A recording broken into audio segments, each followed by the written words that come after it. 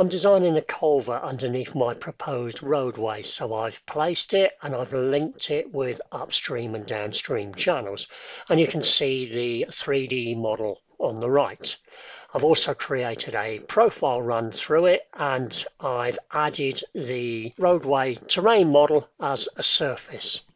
If we select the upstream end wall, we can see that it's got an elevation that's come from the terrain model, but looking in profile, we can see that the maximum headwater elevation, because of the roadway embankment, is likely to be significantly higher than that. So in my properties for the culvert, I've stated that the maximum headwater range type, which by default is the ground elevation of the upstream end wall, is user defined, and I've typed in an elevation. Now that's existing functionality. What's new is that we've added the functionality to support a overtopping weir.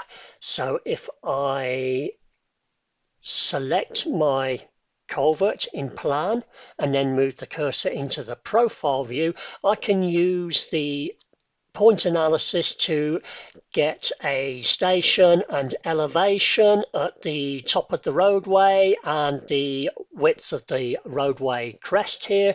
So I've filled in that data here. If I select the upstream cross section, I can enter an inflow.